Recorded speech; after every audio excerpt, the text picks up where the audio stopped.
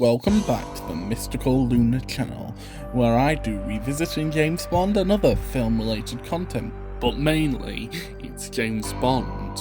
Today's episode is on 1981's For Your Eyes Only, starring Roger Moore in his fifth Bond film, following 1979's Moonraker. This Bond film is the first one to be titled after one of Ian Fleming's short stories. For Your Eyes Only is also the first Bond film to be directed by John Glenn, who would direct all 5 official Bond films in the 1980s. Of course, there's Never Say Never Again, but that was directed by Irving Kershner. I think that's how you say its last name. I could totally be butchering that. So, I hope you're ready to revisit 1981's For Your Eyes Only with me. Be warned, I've got a good feeling this may be a long one, not as long as like The Smile of Me or Moonraker, but I've got a feeling I've got quite a lot to say. But before this video starts, I want to say thank you to everyone who's commented, liked, and really said good things about the revisiting series I'm doing. When I envisioned doing this series a year ago, I did not think I would be here a year later recording this with my own voice. So thank you everyone, especially Michael. Thank you, my good friend off Twitter and everywhere else. Anyway, let's start revisiting 1981's For Your Eyes Only, directed by John Glenn. Of course, our Bond is Sir Roger Moore like usual, this being his 5th Bond film, as I said in the little prelude. Our Bond girl is Carol Bouquet, who plays Helena Havelock.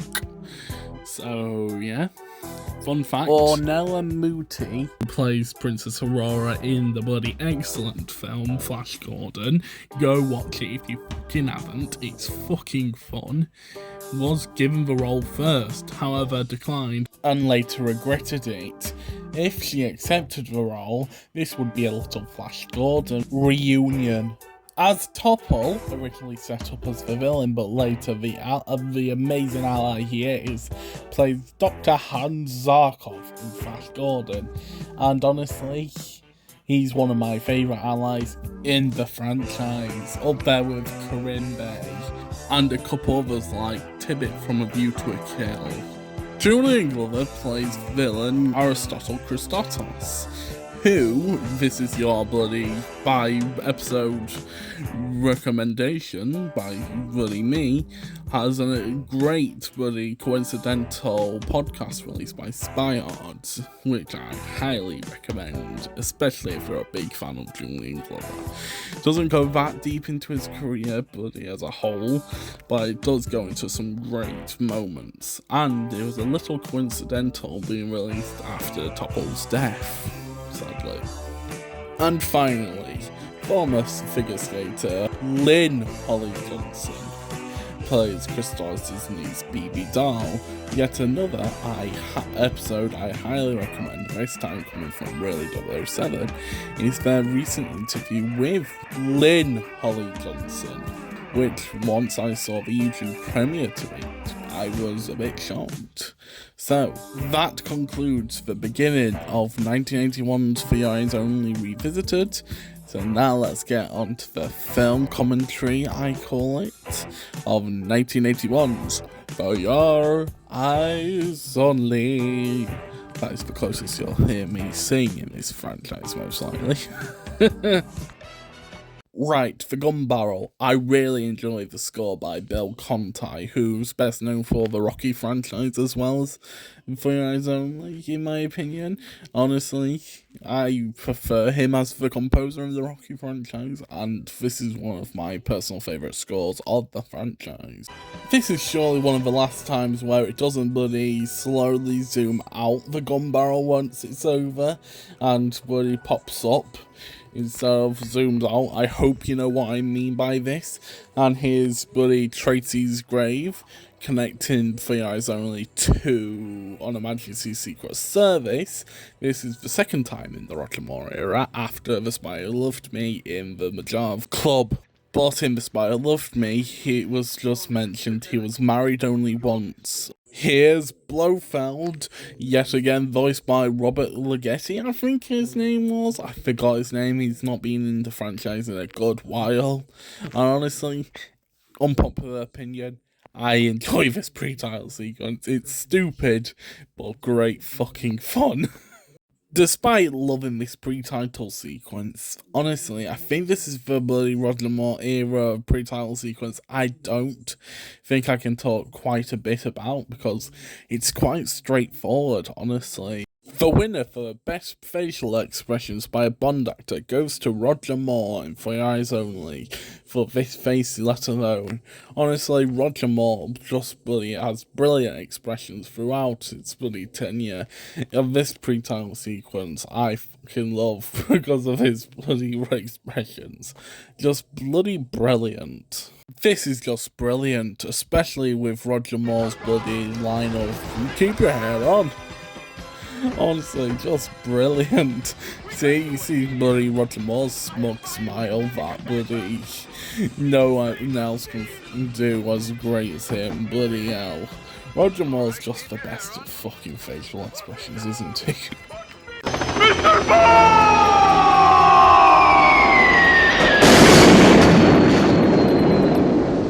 And that's the end of bloody Eon Productions' use of Blofeld for 34 years because of Kevin McClory and Never Say Fucking Never Again. Title song time. For Your Eyes Only by Sheena Easton. I think that's how you say her name. The only singer to appear in the title sequence. And honestly, I really enjoy this title song. It's a nice, relaxing one, like Moonraker and All Time High, which, and if you know me, I've got a thing for these ballads titles, and I love them, simply. Post-title sequence now, and here is the ATEC, the central plot device in the film, and it's an alright one. It's nothing that special. I rarely remember the St. George's when I think of For Your Eyes Only, and honestly, the ATEC is alongside that. Honestly, glad buddy Bond throws it off the fucking cliff of St. Sybil's. For Your Eyes Only is the only bloody Bond film that we get bloody to be at the Ministry of Defence. We of course have bloody the Minister of Defence in quite a bit of Bond films, but never at bloody his building. This is because of bloody Bernard Lee sadly passing away at the beginning of 1981, I assume, due to cancer before production started. So yeah. Is it bad that I actually don't remember this bit whatsoever? Because I'm actually doing this right now.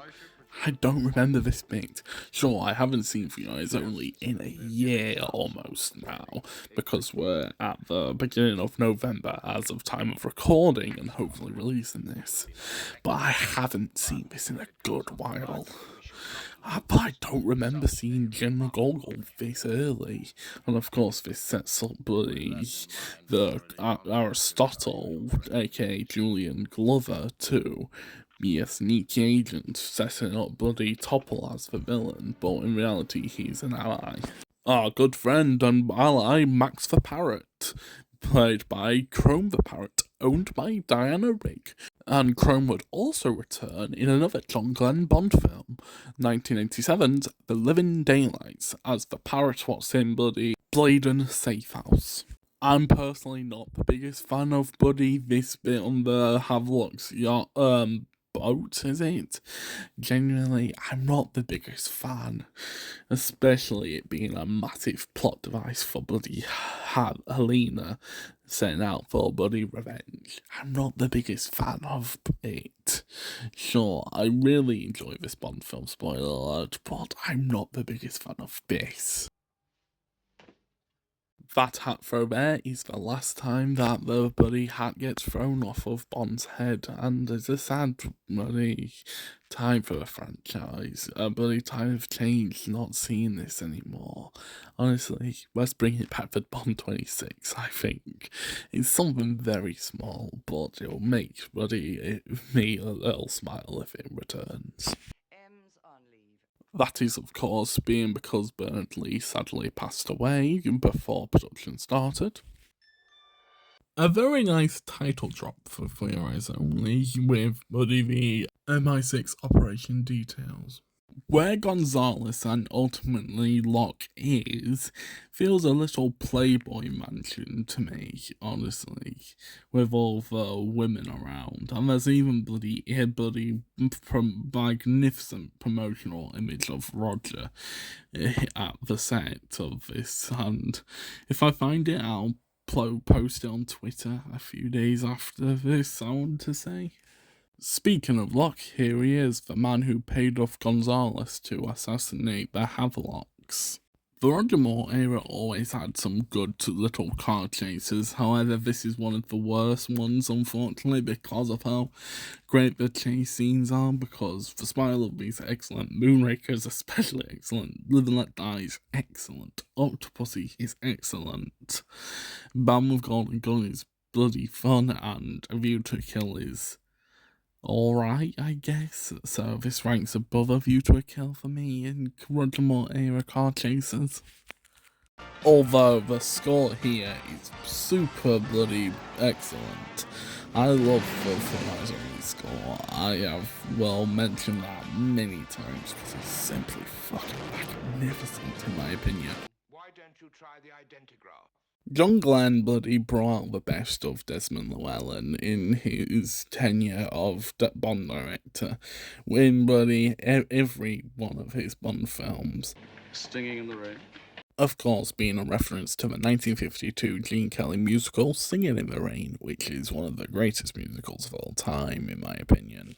This little section at Q Branch with the identigraph has one of my personal favourite gags of the entire franchise. Nose? A nose, not a banana, Q. I'm sorry.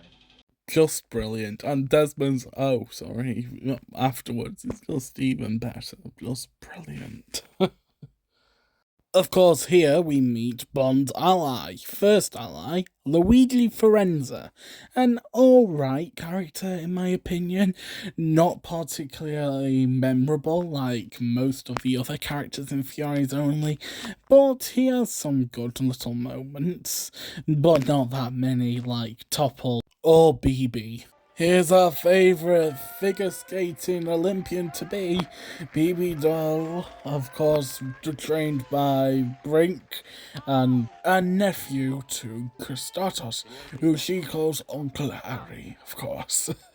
I like that buddy Christatos is like a double agent of some sorts, buddy acting on half of the KGB, and gives Bond somebody false information about Columbo, what actually applies to him.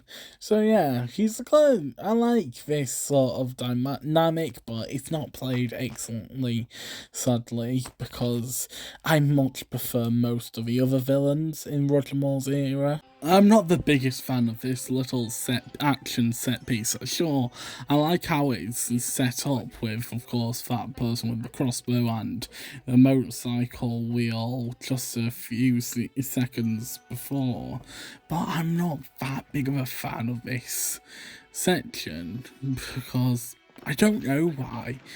Just I'm not. Love that noise of Roger Moore bloody hitting that man's head. Let's play it again a few times, shall we? I'm not turning this into bloody Bond's Got Framed, of course. I just love that sound of the bloody helmet hitting. I love this instrumental that plays on these zoom-ups of Helena and Bond. Such a nice piece by Bel Cantar yet again. Magnificent score. Of course, here's one of Your Eyes Only's more infamous moments, the bit where BB is trying to persuade Bond to bloody have sex with her. Oh my god, that sounds fucking even worse when I say it out loud. Oh my god. According to the bloody Bond wiki or bloody I don't remember where, she's only 16. Bloody hell, that's even worse. Blimey, what the fuck? Been a good while since I've last done a Circled in Red, but in this clip, Encircled in Red, is screen actor Charles Dance. So, of course, bloody in one of his first film roles. I think it actually was his very first screen role, who would, of course, later be in Game of Thrones, Alien 3, and many others. Here's a clearer look at Charles Dance in Furious Only.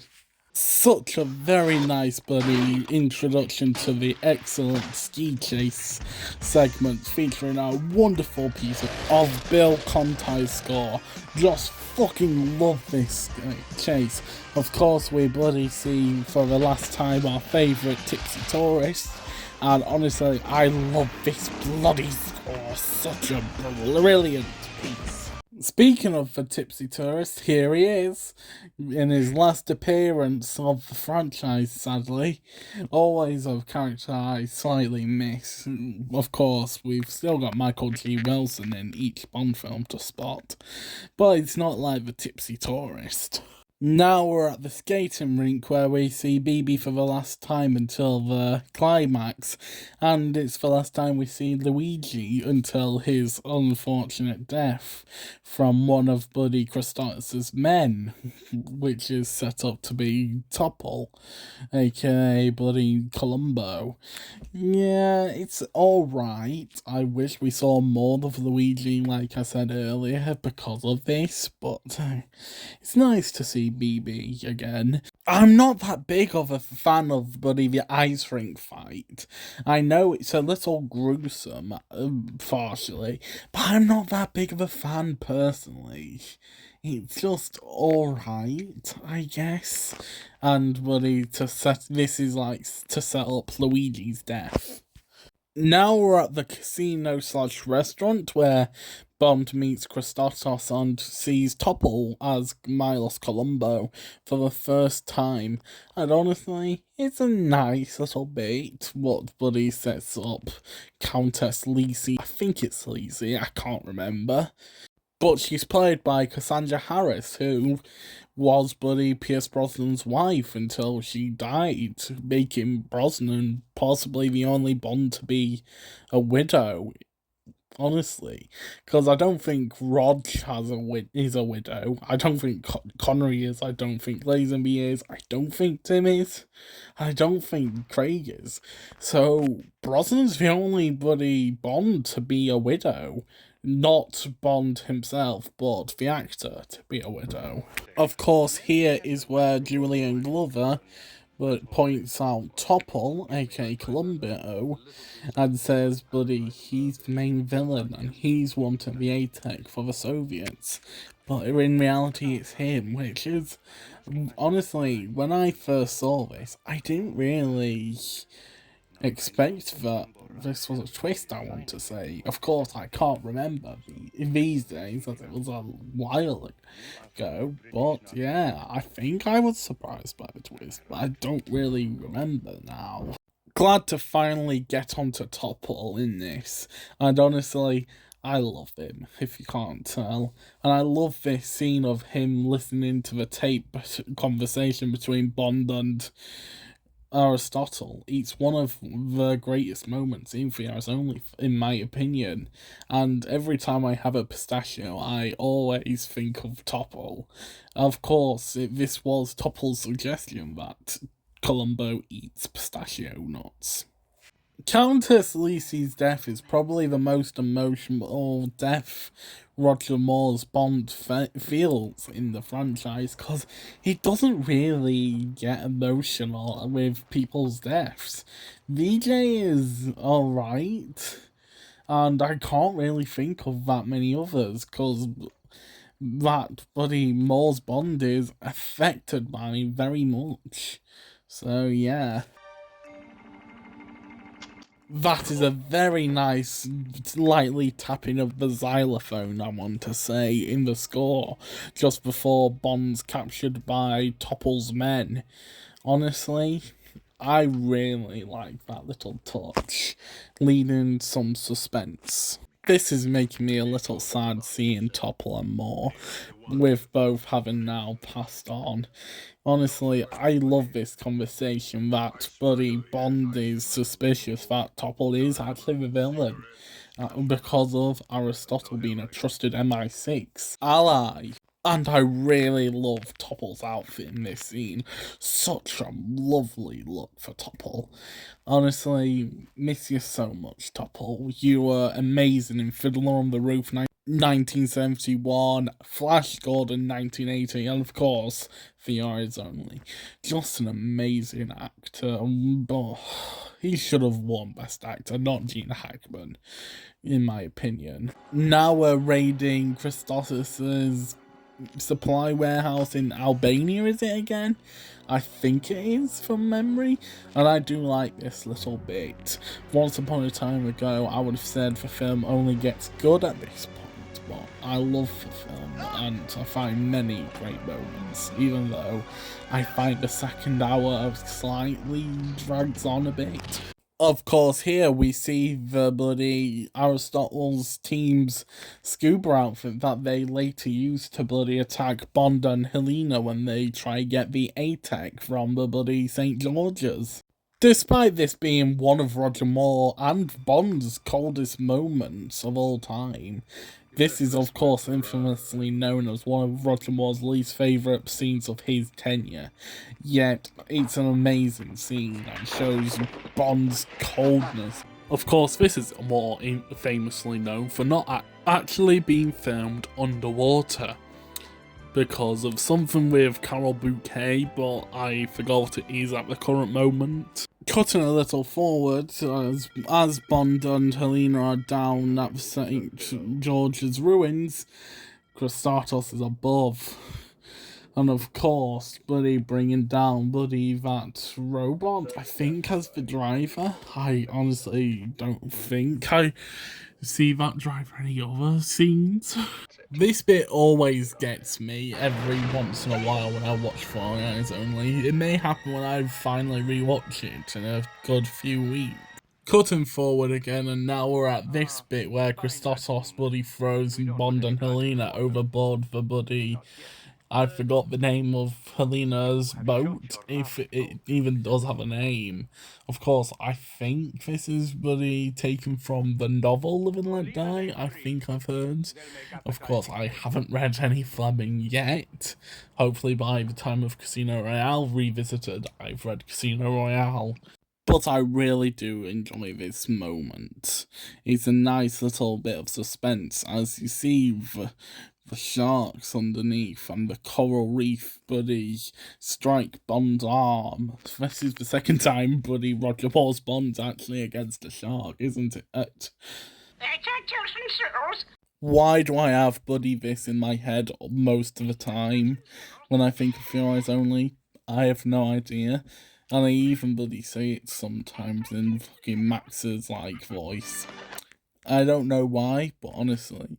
Now we're bloody in I don't know where, because it's like a title card. Of course, here we see Q as the priest with his fake beard, which is yet again a reason why I love Desmond Llewellyn's Q, and his work that John Glenn bloody makes him do out in the field most of the time is just magnificent. Forgive me, Father, for I have sinned. That's putting it mildly, 007. Just absolutely brilliant, in my opinion. Desmond never had bad chemistry with any of the Bonds. He had great chemistry with Sean, Lazenby, Rog, Tim, and Brosnan.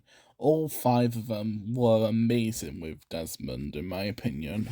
And here we are, the final act, and the start of the John Glenn tense endings, in my opinion, because here you've got bloody rock climbing, in Octopussy you've got Clown Bond, in A View to a Kill you've of course got the Golden Gate fight, in The Living Daylights you've got bloody the Hercules, is it? The Hercules plane, is it? Or is it Pegasus? I forgot. I think it's one of them two. I've honestly forgotten, and it's only in the soundtrack it's mentioned. And of course, in the Living Daylights, License to Kill, you've got the amazing tanker chase, which is wonderful. I really like this look for Topple's Columbo. It's a nice outfit, in my opinion, and Topple looks good himself with his grey hair and moustache. Just a nice look for him, in my opinion. I could be wrong, but I think it's stuntman Rick Sylvester who did the parachute jump in The Spy Who Loved Me, who does the rock climbing stunts in For Your Eyes Only.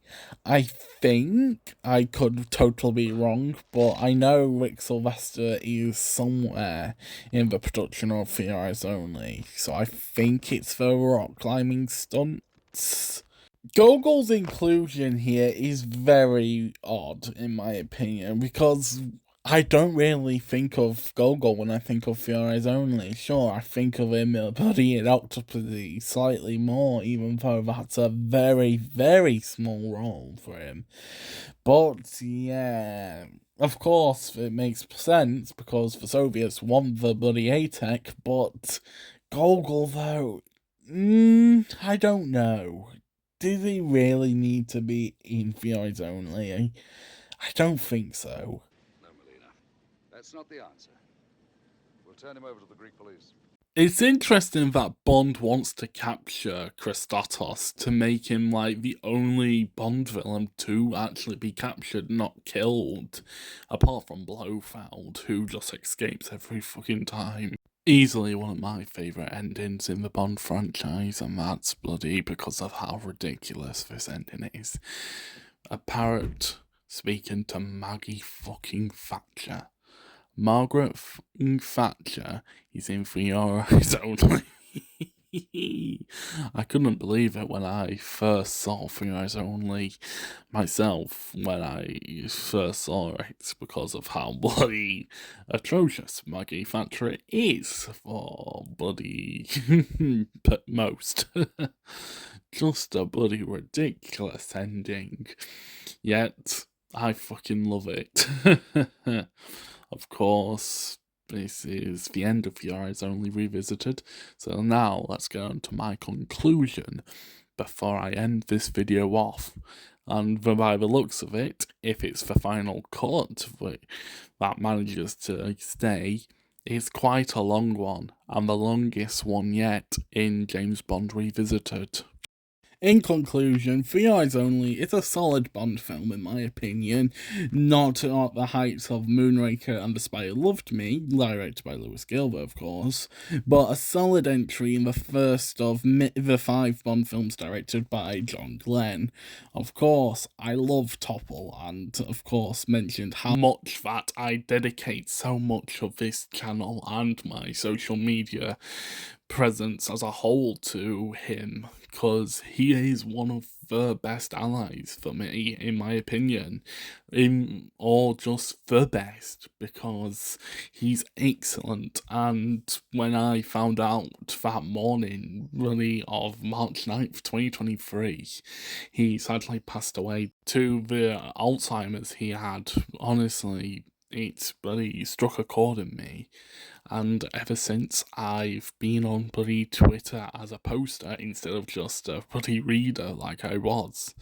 So yeah, I hope you enjoyed 1981's Revisited of For Your Eyes Only.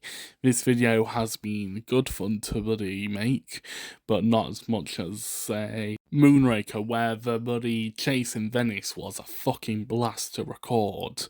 So yeah, I hope you enjoyed, and I'll see you again hopefully soon for 1983's Octopussy Revisited. Well, if you want to follow me on social media, I'm mostly on both Twitter at Mystic Luna Double, 07, and pretty much daily on Letterboxd at Mystic Luna. Both are linked in the description, and goodbye for now.